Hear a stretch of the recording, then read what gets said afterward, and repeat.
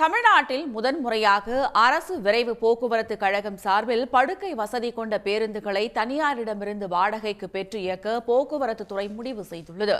இதுபற்றிய மேலும் விவரங்களை தருகிறார் நமது செய்தியாளர் பாலாஜி. இது தொடர்பான முழு விவரம்.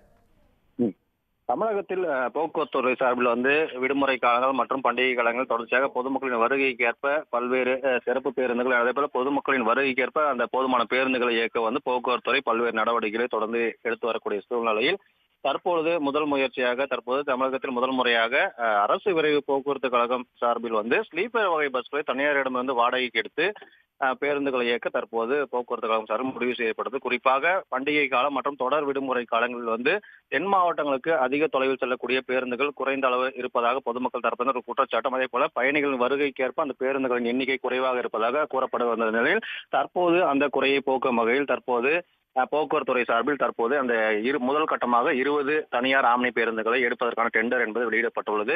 முதல் கட்டமாக மே மாதம் முதல் வாரத்திலிருந்து இந்த பேருந்துகள் இயக்கப்படும் என்றும் பொதுமக்களின் வரவேற்பை பொறுத்து அடுத்த கட்டமாக பேருந்துகள் எண்ணிக்கை அதிகரிக்கப்படும் என்றும் போக்குவரத்துறை தரப்பிலும் தெரிவிக்கப்படக்கூடிய சூழ்நிலையில் ஏற்கனவே தமிழகத்தில் விழுப்புரம் போக்குவரத்து கழகம் சார்பில் தனியாரிடம் பேருந்துகளை வாடகைக்கு பெற்று தேவைக்கேற்ப இயக்கப்பட்ட சூழ்நிலையில் தற்போது அரசு விரைவு போக்குவரத்து கழகம் சார்பிலும் தற்போது தனியார் பேருந்துகளை வாடகைக்கு எடுத்து பொதுமக்களின் தேவைக்கேற்ப அந்த பண்டிகை மற்றும் தொடர் விடுமுறை காலங்கள் இயக்க போக்குவரத்துறை நடவடிக்கை எடுக்கப்பட்டு வருகிறது.